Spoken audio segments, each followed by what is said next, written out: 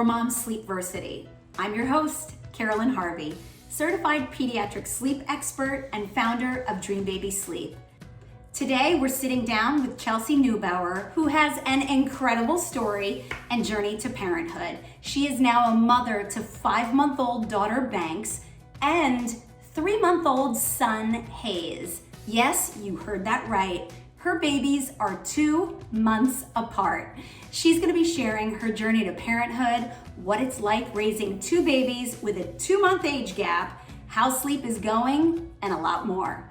Welcome, Chelsea. It's so great to have you. Hi, thank you so much for having me. Let's jump right in. Can you talk to us a little bit about your journey in having twiblings? Sure. So I was diagnosed with infertility as well as miscarriage. From there, that was because of an autoimmune disease that I have. They had then given me a pretty low chance to ever carry a pregnancy. So I had reached out on social media outlets and posted about our story in hopes of finding a surrogate. We actually had a good close childhood friend reach out to me and basically jump right into the surrogate process and agreed to be our surrogate. Fast forward a little bit, we proceeded with an IVF transfer through our surrogate. What I didn't share with the public at the time was that I had found an amazing doctor in Chicago who allowed me to also attempt a IVF transfer and who had a lot of faith and hope into me carrying. And I had proceeded with the transfer before our surrogate, and that ended up resulting in a successful pregnancy and birth. And then I had given birth to my daughter Banks in January. So she actually came first before our surrogate was due, resulting in our baby Hayes, who was born in March. That is so extraordinary. Congratulations. What a triumphant path to parenthood. Yes, it was definitely a lot of stress and anxiety my whole pregnancy, but I made it out and we have both babies here. I will say that you've got a joyful but tough job right now. How are you personally doing? So personally, I feel great. I'm extremely blessed that we have 2 babies, 2 months apart. It's still sometimes hard for me to wrap my head around it, especially when talking to people. But it's definitely challenging.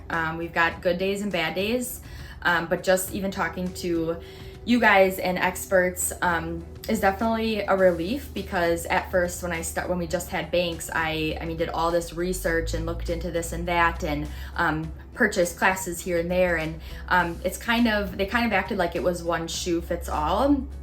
And from there it just kind of threw me off, because not until Hayes came in the picture I didn't realize how every baby is truly different. So what works for one might not work for the other, and that's when it was just more of a relief to even speak with you and hear that there isn't just one size fits all, and there are different things that can work for different babies, and it's a little bit less lonely once you realize that not everything is just has to be by the book, and you can just use your mom instincts, and what works best for you sometimes is what's key. Yeah, that is so spot on, and I think it's so important for so many of us to hear and feel validated by, because there are so many do this, do that, don't do this, don't do that. And what truly works with one baby does not necessarily work with the next. Yep, definitely. We are all curious. How are the babies sleeping? So sleep was a bit challenging for a while at first. Banks now is sleeping through the night, which is awesome, but getting her to sleep is definitely challenging. But she's at least taking some consistent naps throughout the day, which we were looking forward to. Hayes, on the other hand, is also a great sleeper at night right now, but daytime naps are a struggle. He maybe takes 1 to 2 naps a day. It's been really challenging, but when he does nap, it's been so nice to put him in the Mamaroo sleep bassinet. He loves using the motion car ride, and especially with the built-in shushing sound, that's been like a lifesaver for us. Yeah, it's so great to have it built in right there. The white noise can really be just so calming and help just drown out any background noise, especially with the babies being on different schedules for the time being. With those bedtime battles at 5 months old, we can really help prevent that by getting in front of it. And what I mean by that is offering bedtime a smidge earlier, because bedtime being too late is the #1 cause of bedtime battles, multiple night waking, and early rising. So offer bedtime 15 to 30 minutes earlier to help prevent an overtired state. We want to avoid that kind of slap happy stage. Now is also a great time to practice placing Banks down, drowsy but awake, to allow her just a little bit of freedom to practice self-settling. You'd be surprised what these babies are capable of when we take a brief but loving step back. I'm a big fan of stop, watch, and wait, just for a few minutes to see if they can work it out on their own. When Hayes struggles at bedtime, increasing that motion setting on your bassinet can be just that little bit of extra help that he really needs to help him fall asleep. Right.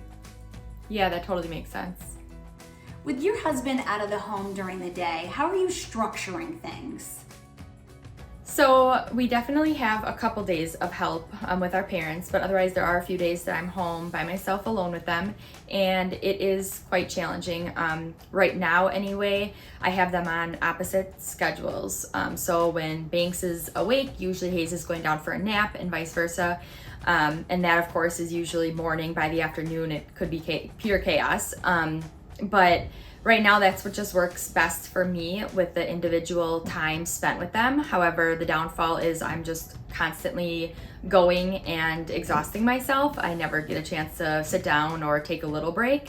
So it would be nice within the next couple months, me to even touch base with you and figure out kind of how I can get them on the same type of eating schedule, sleep schedule, and just have a little bit more downtime for myself. Yeah, absolutely. I mean, you are crushing it round the clock right now with them being on opposite schedules. But the great news is once Hayes is 16 weeks from his estimated due date, he's so close in age to Banks that we can get them on the same schedule if you're ready and want to. Between 4 and 9 months old, we can shoot for a 3-nap schedule for both of them. With twins or twiblings, I recommend you split the difference, meaning if one baby short naps, after the next nap, you're going to offer it 15 minutes early. So what I mean by that is if Banks has a great nap and Hayes takes a short nap, and your next nap would normally be 2 hours later, you're gonna wanna offer it about 15 to 30 minutes earlier. That's what I mean by splitting the difference. Erring on the side of the baby who had the lesser quality nap. This way, it helps that baby catch up and prevent an overtired state.